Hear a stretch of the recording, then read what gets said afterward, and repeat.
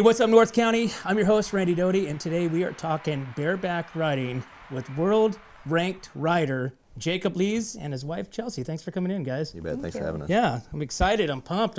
I got all kinds of questions. Whether or not we get to them or not, it'll be all up to you guys. Yeah.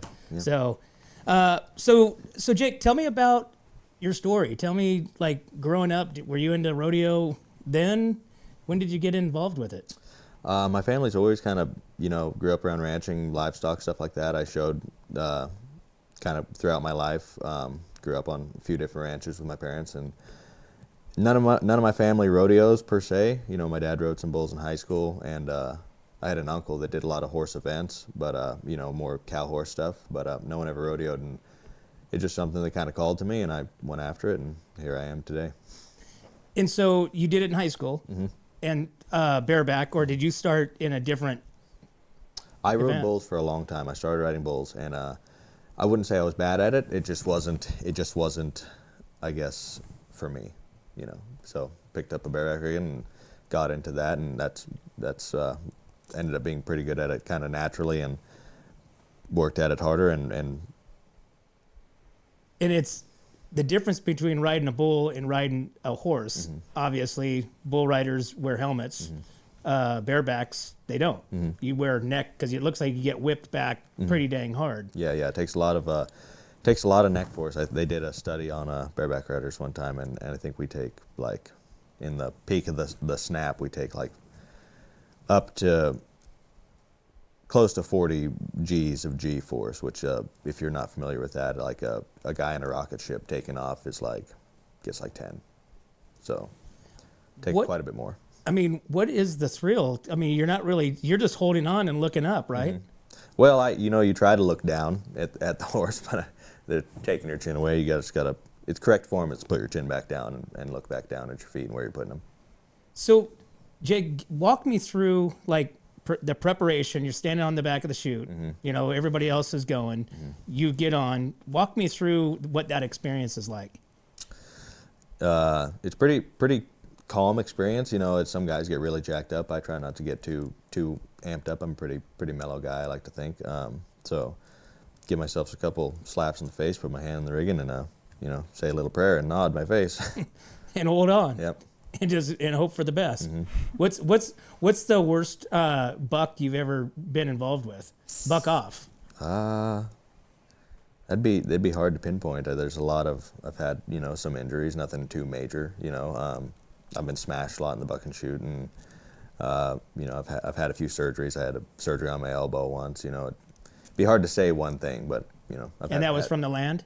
No, from just kind of years of working on my arm, I guess.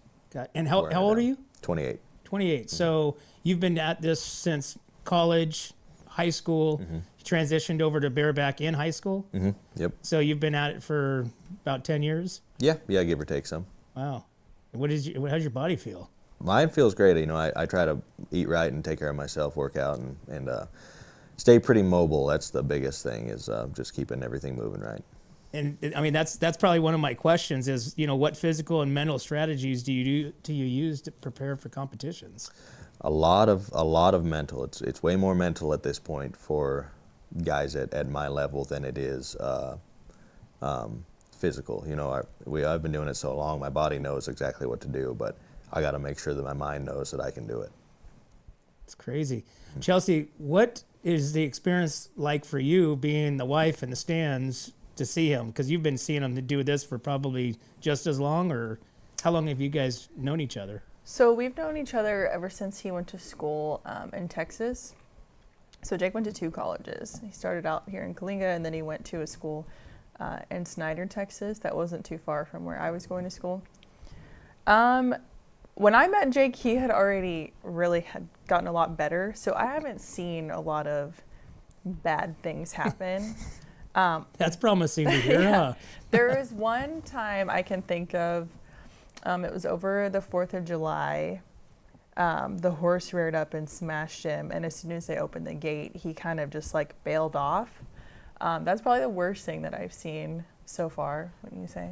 Yeah. So when a horse smashes a guy like that, it's not common, but that's how guys break their back in this event. And so, you know, that was my worst fear. You know, I got smashed, felt a lot of popping in my back, and I was just like, ah, man, I got to get out of here. So jumped off and got some x-rays. Luckily, nothing was too major. I didn't get any like real x-rays at the hospital. There was a chiropractor there who did some kind of on-the-spot x-rays, but nothing was too bad. I was laid up on the couch for about a month and back at it after that.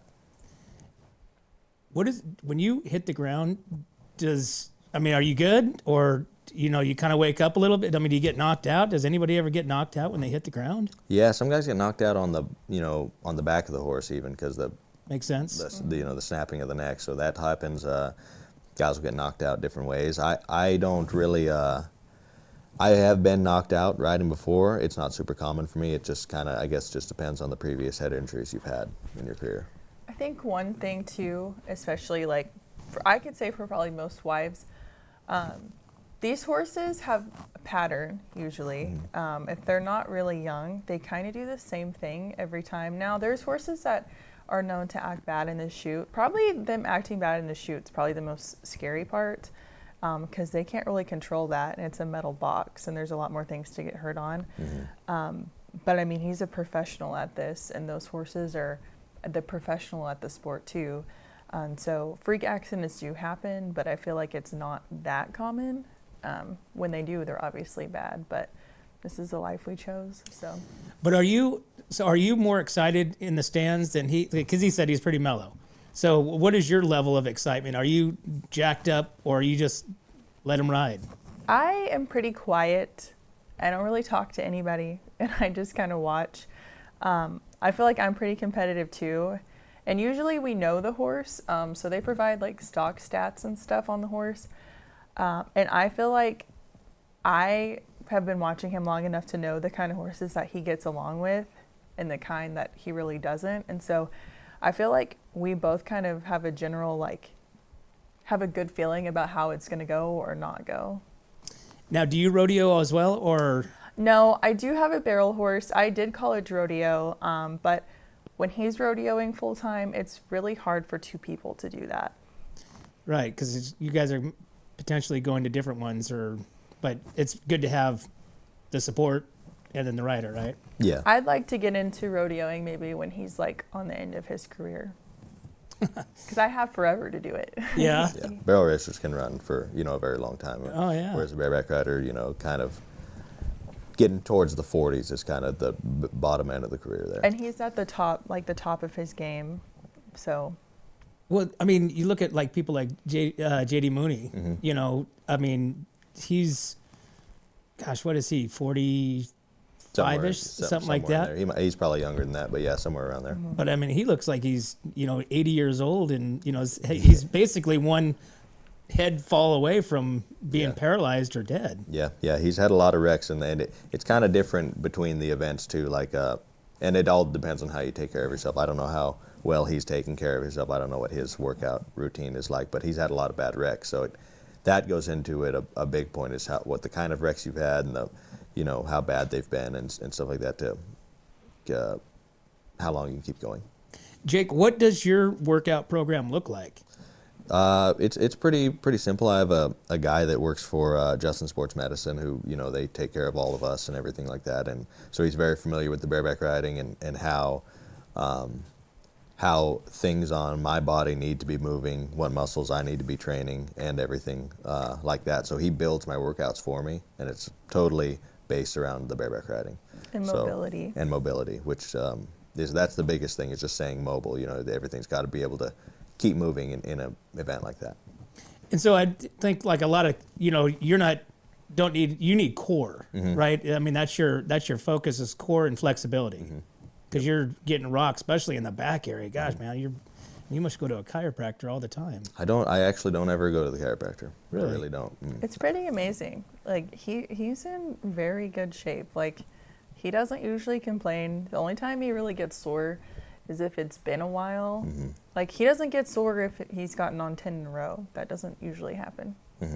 Yeah, it's if you're riding pretty often, and I'm riding 4 or 5 a week, if not more, especially during our heavy season, you kind of get in like a riding shape, we call it, and it's like your body's just kind of adapted yeah, I guess adapted to what it's going to be going through, and you kind of stop getting sore. And then if you take a month off or something, you get hurt, or during our down season, take a month off, those first few, when you come back, you'll definitely be feeling a little bit.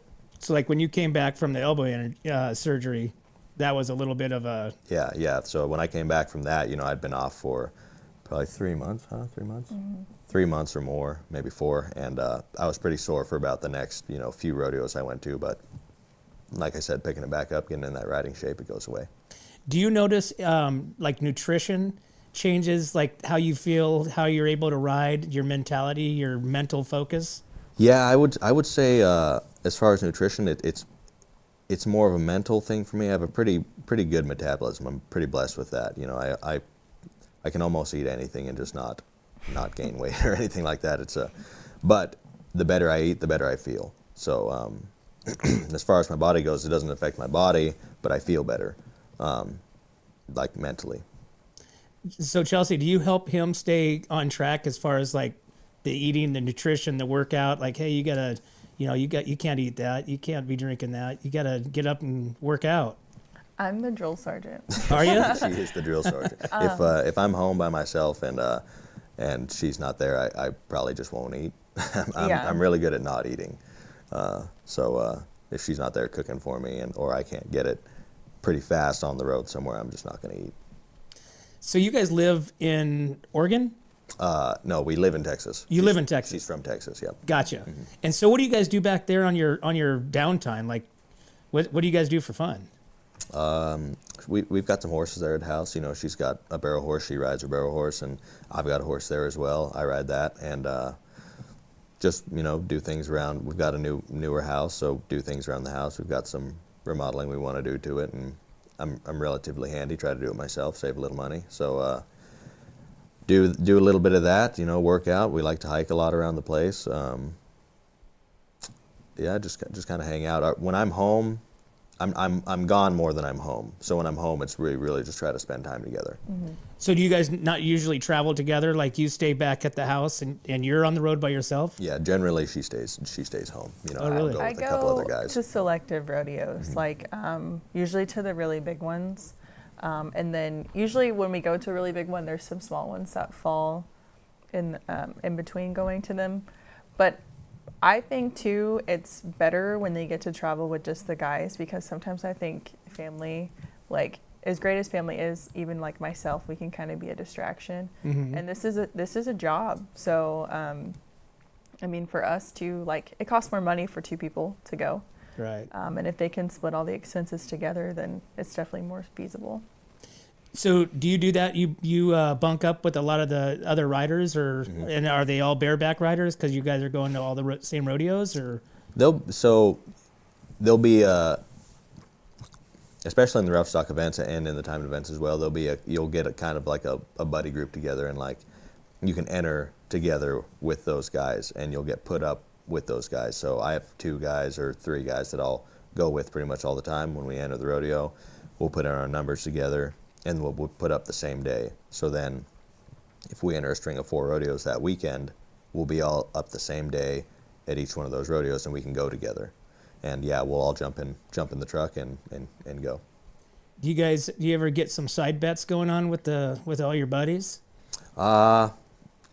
There has been a little bit, but nothing too crazy. Yeah, just kind of the bragging rights. Yeah, like it. I mean, most of the time, the guy who wins, he'll buy dinner that night or something like that. Or there's been some funny ones. Or one time when I was in college, a guy had to pierce his ear for the low score. It was just fun, funny stuff like that. Nothing too big, but that's not super common. So Jake, tell me about some of your most memorable rides. My most memorable rides, I've been on a horse called Virgil 3 times, and each one of those has been really special to me. Why's that? I was over 90 every time. I won the rodeo every time I got on him. He's just a really good horse. He's probably the best bareback horse there's ever been. And the hardest thing about Virgil is to draw him in the first place, because everyone's wants to get on that horse, and the only one person get on him at a rodeo, and so once you draw him, you got to make a good ride on him because he bucks hard, and He's just a legend. Really? He's I bet he goes down as probably the best bareback horse ever. So tell me explain how the draw works. I mean, it's not like this, right? It's just Okay. electronic. It's pretty much like that. I bet it's all electronic now, but it is at random. And so then you're going to an event, you draw that day, or is it a couple days beforehand, or how does that work?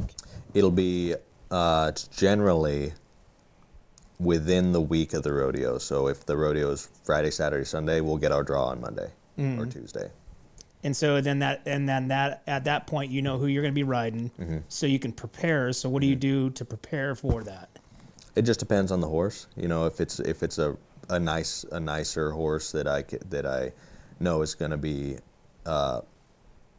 you know, kind of just not a day off, but like just one that I know it will be a lot easier. You know, I'll just practice everything that I'm doing correctly. And if it's a horse that I know is going to buck hard and really test me, then I just kind of got to make sure that I'm all there mentally. Now, do you watch like film on them? Like say a new horse. Yep. I mean, does that happen a lot, or are all these horses familiar to you? Not all of them are familiar because they always, you know, they have to bring new horses in as the old ones get older. And yeah, we can. Luckily, the Cowboy Channel has kind of like a database where you can go back through the rodeos that they have televised. And the PRCA has another database that has all the stock stats of everyone who's been on that horse and the score they got on that horse. So we're able to look up the score that was on that horse, who had it when, and I'll go back on the Cowboy Channel if the rodeo was televised and look for the video of that horse, of the guy riding that horse. And if there isn't a video on the Cowboy Channel, I can reach out to whoever was on it, you know, through, if I have their phone number, social media, or anything like that, and see if they have a video of that horse and kind of ask them how they felt, what they thought about it, how it was in the buck and shoot, stuff like that. And do you ever, like, when you draw them, because it's all just a random draw, right? There's no real skill there's nothing to it. They're just saying this is who you're drawing. Yep. Now, at that point, are you able to swap? Swap horses? Yeah. No. So that's it. Yep, that's the horse. The horse you get is what you get unless you know, they're animals in the back pens. If one kicks another or something like that, and one comes up crippled, they might, you know, just like if I get hurt, I can doctor out. They can kind of doctor out too, and they'll take him out of the rodeo, and you'll get another one. But that isn't super common. Chelsea, so with the rodeos that you don't go to, how do you stay informed? Are you talking to somebody there at the rodeo? Are you watching it? So the Cowboy Channel is really good for that. And then usually when he gets to draw, we talk about it. We both look at the stats. And so it's usually, sometimes I get busy, so sometimes I don't always get to watch it. If it's one that I know it's going to be challenging, then obviously, and then I'm like tuning in, watching it. But if it's like a day off, like you said, because some of them are just nice, some of them are a little dirtier. Then I don't really worry about the nice ones as much as the dirty ones. And do you ever cringe when on a draw that you're like, oh man? There was one horse this year that has kind of given him a run for his money twice. He drew him in Fort Worth, and then he really had a good plan this year, and then he won the round on it. So sometimes that happens. Or if I know, I have a good memory about these horses too, so I know how it went the last time. So I'll usually make sure I watch if he had trouble the next time. So does she fill you in on the memory part of like what happened last time? Or are you pretty good at remembering as well? I'm relatively good, but there's definitely been times that you know, this is what I got, and she's like, you don't remember you already got on that horse last year? No, I guess I don't. It becomes, I mean, you don't even really have to try to remember. I mean, this is like such a huge part of our life. And you always remember the ones you do really good on and the ones that you did not do as good on. Right. Do you have any horses that is your nemesis, like you just cannot ride? You can't every single time you've been on? Yeah, there's a horse that Calgary owns. They call it Twin Cherries, and he gives everyone struggles. But for whatever reason, you know, I drew him 3 times last year, and I could just not get him rode how I would like to get him rode. You know what I mean? And I'd say him, but shoot, I'll get on him again and hopefully ride him good the next time. So now, if you draw him again, do you look at that like as a challenge, like you're going to take the challenge, or can you opt out? I mean, is that an option to not accept him? You can, but then you don't. You know, if you don't get on, you don't make any money. You know, and like I said, like this is our career. So if I decide not to go get on a horse, then I'm basically taking a chance Gotcha. at money away from myself. So, Right. It takes a lot for him not to get on Yeah, one. yeah. I get on. You know, some guys kind of pick and choose, and they're only getting on this or that. And generally, I get on pretty much everything. What did you say that horse's name was? Twin Cherries. Twin Cherries. And so is he commonly known as, like, nobody rides him? A lot of people. Well, yeah, He's not he bucks. favorable. He's very unfavorable. A lot of people will get on him. He will buck a lot of guys off. I've never been bucked off of him, but I just don't get the score that I want on him. He's hard to ride. So tell me about going from college and now you're a professional bareback rider. I mean, was that your goal from start when you first started rodeoing?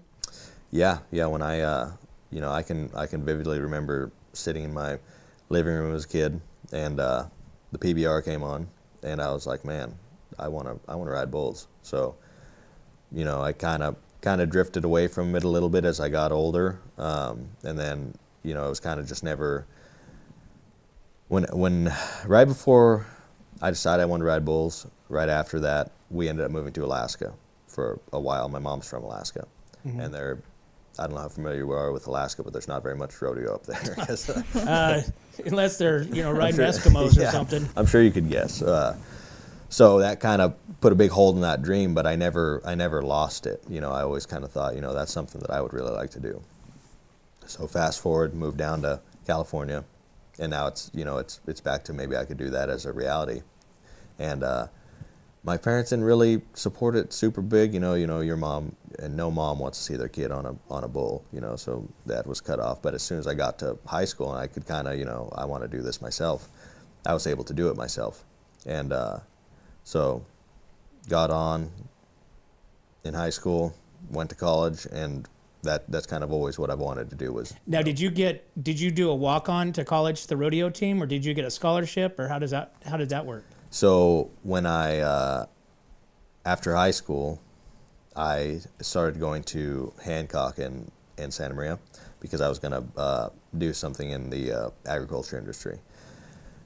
And I was pretty good in high school, and it was kind of just like I was just gone, you know what I mean? But there was a guy that was in our district in high school rodeo who had put my name in rodeo coach's ear in Kalinga. Justin Hampton was the coach there at the time. And I went to an amateur rodeo in Northern California. Still riding bulls. Oh, no, this is bareback horses. Now you're onto the bareback. Okay. Went to an amateur rodeo. Justin happened to be there, and he was like, hey, what are you going to school anywhere? And I told him I was going to school in Santa Maria for agriculture, and he told me he'd give me a full ride scholarship to go to West Hills in Kalinga, so I jumped on that. Oh, no kidding. So you're at Hancock for, what, a year? Nah, probably. A couple semesters? Maybe, I don't even know if I finished not even finished the first semester. And then you just took off and went over to West Hills. And how long were you there for? The 2 years? Yep, 2 years. And then you transferred and went to Texas? I graduated there, and I had moved back to San Luis Obispo County and was just working for a construction company, and a different coach had reached out to me from Texas and said, hey, do you want to come to school over here? And so I jumped on it and went over there. So then that's a university? No, it's another junior college, but Okay. it was just I could go to a different junior college. So how does that work with rodeo compared to sports? Because you're only eligible for like 2 years, I think, for the teams in junior colleges? So in rodeo, you can rodeo for 4 years. Doesn't matter the school, as long as you're meeting their educational requirements. And you can rodeo for 4 years as long as you're meeting their requirements, or 5 if you're going to go on to get your master's degree. So I did my 4 years. But he Interesting. has 2 different degrees. Oh, yeah? What are those? I got an associate's degree at West Hills for math and science, and then I got an associate's degree in welding science in Texas. Awesome. So, Chelsea, you went to school in Texas, right? You got a ride for softball, right? And so how did you guys hook up with, because of the Texas, you went to the same school? Different schools, but at a college rodeo, all the schools in the region will come together. Okay. And so they'll all compete against, if you're in college rodeo, you'll compete against, like Cal Poly will compete against Kalinga and Fresno, and all those rodeo teams will compete against each other. Yeah, it doesn't matter the size of the school. Okay. Yeah, so it's all Division I, and rodeo's all Division I. There's no other lower. Like Hancock Yeah. will go against Cal Poly. Exactly. So, yeah, she was just at a different school and met her through college rodeo. And at that time, you were rodeoing as well, right? And then you guys hooked up and then got married. Were you still with the Cowboy Channel when you got married, or was this prior? So when we got married, we were living up in Amarillo, Texas, because where I went to school is about 15 minutes away from Amarillo, and I got a job, and we kind of stayed around there. And then my family is from the Fort Worth area, and there was just more opportunity in Fort Worth, and a lot of cowboys end up moving to kind of where I'm from, around the Stephenville area. And so that's where we ended up going, and there was just more opportunity. And I had a friend that worked at the Cowboy Channel, and then I started working at the Cowboy Channel. Awesome. So got to see some cool events then through the Cowboy Channel, huh? And I mean, it's just more well-rounded rodeo knowledge of everything now that I've seen it from the Cowboy Channel side. Jake, so when you ride, like, have you ever jumped off, like, in the chute, just said, you know what, and bowed out because of the horse, the demeanor, his ears went back, you know? I could never do that. I already have a hard time turning horses out in general. If I was already there's probably nothing that's going to stop me from getting on. Now, sometimes if the horse isn't cooperating, they have 2 or 3 chances before. Yeah, I think it's 2 or 3 if the horse is, if you can't get a good out on the horse, they'll give you another horse. You'll get a re-ride right there, because you can get a re-ride for all kinds of things, a horse not performing good, being fouled, stuff like that. Now, do you have to ask for that, or is that automatic? It kind of depends. It's automatic most times, but sometimes you have to kind of ask for it. They might not have one judge, because they usually have at least 3 judges. Sometimes 4. One judge might not have seen a horse value leaving the chute, and you might have to say, hey, that horse fouled me, and they'll talk to the back judge, and he'll say, oh yeah, he did get fouled, and you'll get a reride. And then at that point, it's just a draw, or you get what you get. They have the rerides pre-drawn, and so like they'll have the first reride is this horse, and then the second reride is this horse, and so you already know pretty much once. You usually don't know, you got to ask, but they already know what the horse is going to be. Now, what was it like for you when you turned pro and you went from riding in college rodeos with the fan base being, a couple hundred to now, I mean, you're riding literally, the American, one of the biggest, rodeos in the country with thousands of people.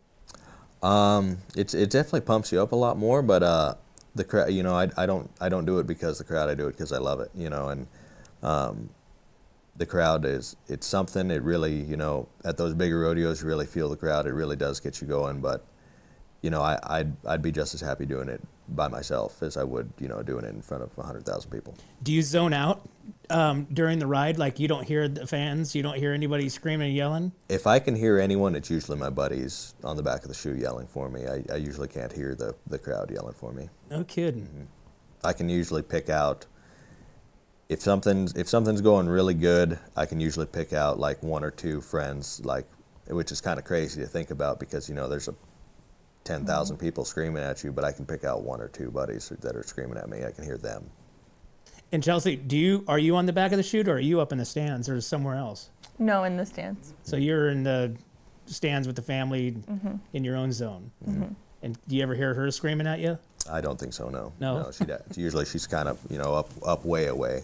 I don't usually scream unless like we know he drew the horse to win it on and it's going good, or I get kind of in my own zone and just kind of just wait till the ride's over. Well, you recently just won one of the big rodeos, right? Mm-hmm. What was that like for you? Did you lose your mind at that time? No. The only ones like I've really like is, well, maybe when he wasn't like at the very top, I would get more excited about some of the, I guess they're not lesser rides, but not the same caliber. But like at NFR when he drew Virgil, I'm surprised he couldn't hear me because it was really exciting. That's awesome. So Jake, last year you finished 11th. You was 11th in the world. Mm-hmm. What does that mean to you? It means everything. You know, I've wanted to be a cowboy since I was, you know, a kid, and just to make it. The NFR is kind of like, it's the Super Bowl of rodeo. So if you wanted to play football when you were a kid, all you can dream about is going to the Super Bowl. And basically, I'm at that level in my event, and it's really something. And you started 2025 off. We're kind of at the beginning, the mid-beginning. Yeah. And then you just got done with the American, which now is probably one of the biggest, if not the biggest, payout opportunities in a rodeo. Yeah, opportunity for sure. You know, they'll pay $1 million if you're a qualifier. So. Now, how does that work? Because some of them that won didn't qualify for the $1 million. How does that work? So they'll have qualifiers throughout the year, and guys will go to them. And if you qualify for the rodeo, you're eligible to win the $1 million. But they also have 5 invitees from the previous World Standings, and that's the top 5 in the world. So top 5 in the world come, they compete for $100,000, and anyone under that competes is eligible for $1 million. So they're qualifying at their regionals, and then now they're eligible for the $1 million at the American. And what was that experience like at the American? Because this is your second time, right? Yeah. The Americans, it's something else. You know, the arena's so big, they bring the best horses. It's a fun time. They really treat you really special down there. And I watched your ride. Your horse took off. It almost looked like in a sprint, and then started bucking, and then all of a sudden you just did a flip right there off the side, landing right on your head. Yeah, that horse, he's been around a really long time. He kind of pulled a dirty little trick on me there at the end, and you know, it was good. That horse, he was back in 2012, he was Horse of the Year. So he's been around, he's done it. So he's a veteran. Oh yeah, yep. And you kind of laid there for a second, you know, kind of gritting your teeth. What was going through your mind? I just made a mistake, and it cost me some money. That's all. What could you have done different? Probably got a little bit of a better start at him. You know, that he took that little run, and it kind of caught me off guard. And so you kind of moved back a little bit on the horse? Yeah, it just puts you a little bit behind, and on a big, strong horse. Like some horses, if you're a little behind, it isn't going to matter too much. On a horse like that, being behind will get you bucked off. Because I watched it over and over a couple of times, and I was trying to think, where did it go? Because it looked like everything was, you were good, and then all of a sudden you just right off the front. So big and so heavy, it's just your feet go down a little bit more, and then all of a sudden when you lose your feet, you know, you come off. Now, did you stay for the rest of the days? No, we went to. The next day we didn't go down there, watched it on television, and then the next day we went to a concert, just kind of hung out. Awesome. Well, one of the other rodeos that's going on out that way is the Kid Rock, and you went last year. How did that go for you? What was that experience like compared to the American? That's you know, they do it in the same. Do they do it in the same place? No, it's at AT&T. They do it across the street, and kind of the same thing. That's a really new kind of format for us. This 2 teams competing each other. You know, they've been doing it in the PBR for a little while, and so this is new for as far as the other rodeo events, and it's cool. I think it's going to be a big thing. And is the adrenaline? I mean, with Kid Rock, you know, kind of steering this. I mean, it's a lot of energy, a lot of fire, a lot of like pizzazz. Does that get you guys all jacked up too? Yeah, it does. There's a lot of rodeos that have, you know, the big production like that as well, and so it's some what we're used to, but it's definitely it's definitely cool to have Kid Rock's name on it and have him there backing us. I think it's cool because you have people that are maybe don't watch the other events, and even like the athletes that are competing on the same team, like they're trying to help out the rough stock guys, and the rough stock guys are cheering on the timed event people, and so it's just a completely like different side of rodeo, and people talking that usually wouldn't, not that they wouldn't acknowledge each other, but they're at the rodeo for two different things at the normal rodeos. So it's not like boxers, they literally hate each other. You guys are all, buddies and helping. Yeah, that rodeo is so different in that aspect. Like I want my buddies who are technically like competing against me, I want them to do good just as bad as I want to do good. If I go out there and I'm 87, I want to see my buddy be 88. I just like watching good bareback rides. I like watching good competition, and we're all there for each other. As soon as, like in Logandale this year, my buddy Dean, he had just ridden and I needed help on my horse. He ran right back and helped me, and that happens all the time.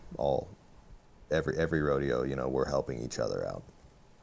What's the fan experience like? Like the little kids, coming up and getting your autograph and asking you questions. What is that like for you? That's super special. That's a super special part of it. You want to be a good advocate of the sport, and to grow the sport, you need to be a good advocate for the sport. And those little kids coming up, it really means something for them to care and want to be a cowboy. Give them someone to look up to. What are some of the funniest like questions like a little kid has asked you? I haven't gotten too many questions. They usually kids are pretty shy and quiet. They come up, they want their autograph, maybe a picture, and then they take off. Do they for like the rodeos? Do you feel like, because obviously I think American rodeo is like one of the true American sports. The flag. Everybody stands for the anthem. Do you think that's a kind of a draw? Because rodeo's gotten kind of bigger, literally like in the last few years. I don't know if it's been Yellowstone or maybe that American pride is the draw. Why do you think that's happened? I think that's a big part of it. People want something to look at to be prideful, and rodeos, I would say, probably the most patriotic, prideful sport out there. We stand for the prayer, we stand for the flag, we support our troops. There's there's no disrespect in anything about rodeo as far as our country and everything like that.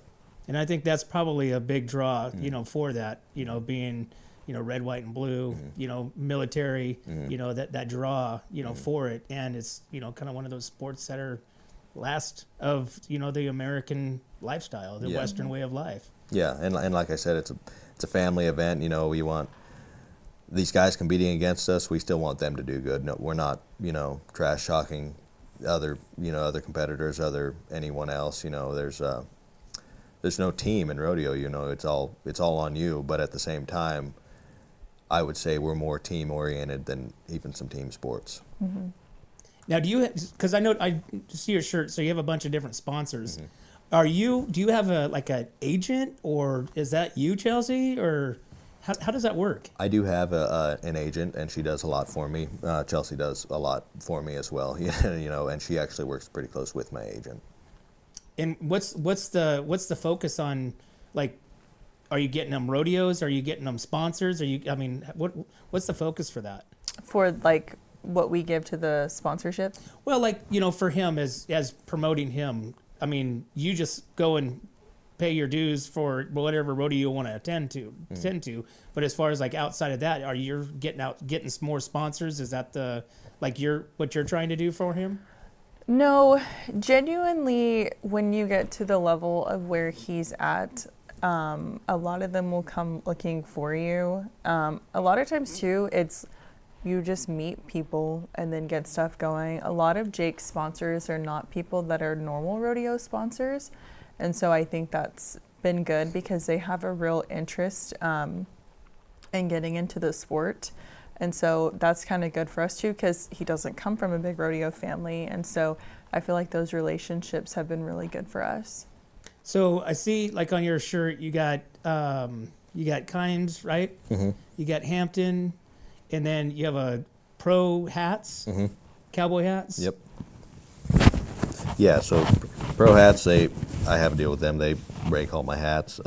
True Vet Solutions, they work directly with veterans, helping them get a better VA rating. So that's important to me because, you know, our veterans and everything, they are everything to America. And the veterans really enjoy rodeo too, so that's a pretty Veterans special really are sponsorship really that we big do have. rodeo.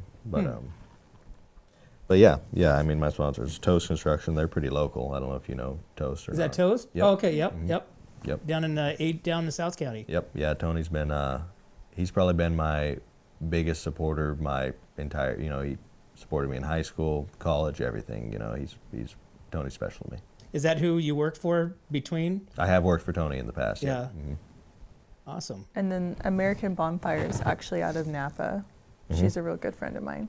Yeah, and she makes sunglasses. You know, it just kind of people reach out to me. I help them. They help me. You know, the sponsors that I like to go for are more ones that are going to be, how would I put that?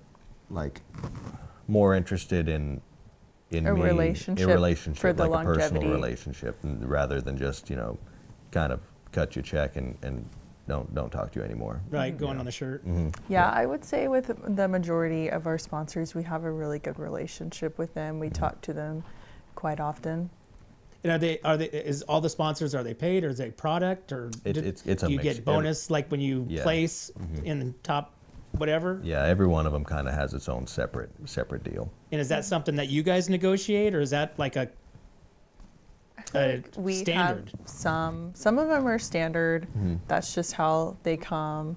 And you can pick and choose what you want to endorse and what you don't want to endorse. So anything that we have endorsed, we believe in either the product or the people, because we want to have longevity in our sponsorships also. Yeah, and I would never want to put my name on something that I don't believe in either. Sure. You know what I mean? Like, I wouldn't. You know, I wear Fenolio boots, and Yeah, look at these boots. I don't know if Eric can get a shot of these things, but red and yellow. I mean, kind of a Hulk Hogan, you know, type look. I think they're pretty hot. Now you got, you know, Kid Rock. You got, you know, Rocker Steiner. I mean, everybody's like the show. Yeah. I mean, that's where it's at. Yeah, but like I wouldn't. I wore these boots before I was sponsored by them, and I if I didn't like the boots, I wouldn't wear them. You know what I mean? So. That's cool. So what happens now? What does the rest of the year look like for you? It's really this is kind of like we're just kind of starting getting into it, so it's about to really heat up, and I'll be going to 4 or 5 rodeos in a week, and if not more. You know, there might be stretches where I ride 10 days in a row, you know, in 10 different states. Well, I mean, right now talked about beforehand. We're not going to talk about the number, but you're in the top 20, top 20 in the world. So what's in your heart? What do you feel like you should be finishing this year? Oh, shoot, that stuff. I always want to be number one. You know, you want to try to be number one, but it'll depend on the horses I draw and how well I compete on them. What was some of your inspirations with riders when you were growing up? The guys I watched growing up would have been Will Lowe, which Will's in his 40s now and he still rides, you know, and he's a 3-time world champion. Bobby Moat, Bobby has retired, but I think he's a 4-time world champion. He's out of Oregon. And you ride similar to Bobby. And I ride, you know, I'm built kind of more. I'm not built anything like Will. Will's probably, you know, 5'2". And Bobby's closer to 6 foot. So just guys like that, you know. There's tons of them. There's Richie Champion. Richie's still riding. He's an inspiration to me. You know, he's been a lot of help to me, and I see him all the time. Caleb Bennett, you know, all those guys. So you say that you're kind of mellow, and then you take, like, say your partner competitor Rocker is opposite. Yep. So he's like the bad boy of the bareback guys. Yeah. Right. I'd say that. Yeah. So now, do you think something like that draws more attention to the viewers as well? Yeah, definitely. You know, Rocker's super outgoing, super flamboyant. You know, he's just super out there, you know, and the fans really love it, and the fans eat it up, and it's great for our sport too, because it really brings in. Rocker might bring in, someone might not be interested in rodeo, but they might see rocker being rocker, and that would bring in a whole different kind of group of people. So the rest of the year, you've got, what do you think? How many rodeos between now and the end of your season? When is the end of your season? End of the season is September 30th, the last day of September, whether it be the 30th or 31st. Okay. And so how many horses between now and then do you think you'll ride in an event? In a year, the last few years, I've generally got on just over 100 horses. Wow. And what's your percentage? Riding riding? percentage? Mhm. It's somewhere around 90%. Is that pretty good? Yeah, pretty decent. Awesome. What's the highest points you gotten? I've- Ever? 93 and a half I was, down in the Padres Stadium at the San Diego Rodeo. And was that while you're professional, or was that college? That was professional. That was professional. And so did you win that one? Mm-hmm. Yep. Awesome. And so the longevity of your career could go into your mid 30s, early 40s? I've always kind of thought to myself, the day that I don't want to get up and go to the rodeo is the day I'll be done, you know. So. And then that's when you start hitting the barrels, Hopefully. because that's what your transition is. So then you'll be the supporting husband. Yep. Then I I'll think be that's driving her around. a lot of couples, like if the wife barrel races or something, they kind of wait till their career's kind of over until they start their own. Because with the barrel racing, I mean, we see, Dusky Hall being 11 years old compared to, some of the older ones are up in their, maybe 50s, all competing against each other. But it still kind of confuses me a little bit. Does a little girl have more opportunity because they're, 80, 70 pounds versus older experienced rider? More, I don't know. What do you think? I think the American kind of proves that theory to be not true. Dusky rides some great horses, and she's a horsewoman herself. I mean, does it really matter how old you are? She comes natural by it. But like we saw at the finish of the American, I mean, Cassie Mallory, she's just the GOAT, really. I mean, she's so good. She rides so correct. She probably can control her body maybe a little bit more than Dusky because she's a little bit stronger, a little bit older, a little bit wiser. But I think if anything, that proves to you it doesn't matter how old you are. I mean, Donna K. Rule still smoking people down at her age. So I think that's what's really cool about barrel racing. Jake, do you have any desires to actually have your own stock for Bronx? That would be something, I would like to do that, but it takes a lot more than a lot of people know. You have to raise a bucking horse till it's 4 or 5 years old to even try to buck it, and then it might not even be a horse worth taking down the road. So now you've had 4 or 5 years in raising this horse and all the money and time you put into it, and it might not be worth taking. Awesome. So it's something that I wouldn't mind looking into, but I don't know if that's something, maybe I'll own 1 or 2 and, put them on a truck with a different contractor who has, a bunch of horses, who's been doing it a long time, but I don't foresee myself having a huge contracting operation. Now you have a younger brother that's looking to follow your footsteps. What kind of tips do you give him? He's just got to be tough. This is a tough sport, it's a tough life, and if you're not tough, you can't do it. Caleb, he mirrors Jake pretty well with his athletic ability. Yeah. So I think if he stays interested, I think he'll be really good. He's tough. I think he'll follow it good. Now, does he go to all the rodeos that he can? Yeah, anything that's near, he will go to. And so is he riding? He's riding Bronx too? No, he rides. He's really young. How old is Caleb? 11 or 12? He's 10. 10. So he's just getting going. He's riding steers. Steers. So then is that the transition a lot for the riders that will go from steers to, like you went to bulls, and then somehow you transitioned into the Bronx?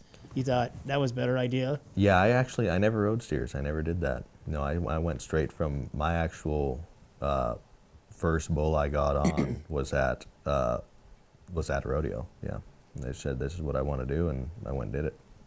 Wait a minute. So you didn't even like practice on one? I probably rode calves around in the branding pen and stuff like that, but no, I never practiced. I just went and did it. Huh. He comes by it pretty naturally. We were actually talking about it a couple days ago. I thought he had done all this practicing too, but no. No, I never. Yeah, there actually isn't very many people that even buck horses around here. My first horse was at a rodeo too, so you know it's hard to go find bucking horses to get on. Bulls are easier to come by. You know, the fews live in Napomo, so after a while of getting on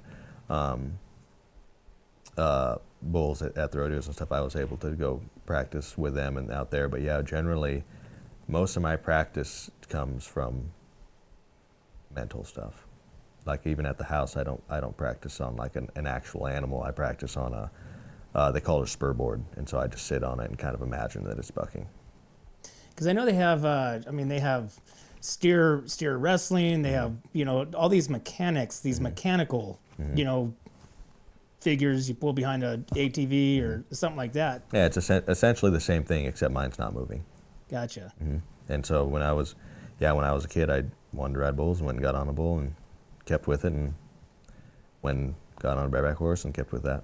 Have you ever done the two ropes in the barrel and tried to hold onto the barrel with your legs? Oh, like a bucking barrel? Uh-huh. I did make one of those. When I was in high school. I didn't love it that much. I loved the barrel. I liked the barrel that wasn't moving more. I felt like I got more out of it.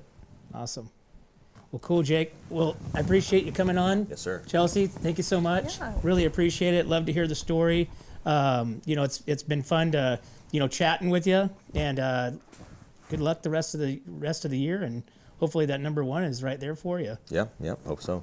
Awesome. Well, thanks again, guys. I appreciate it, and look forward to watching you in your career. You bet. Thanks.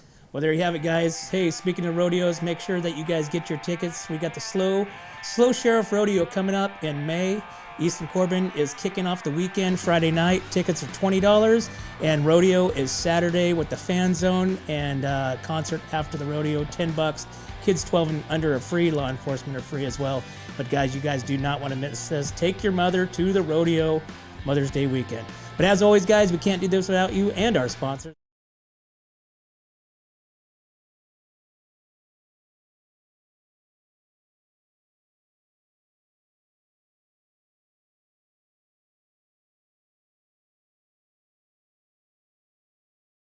Thanks again, guys. We'll see you next time.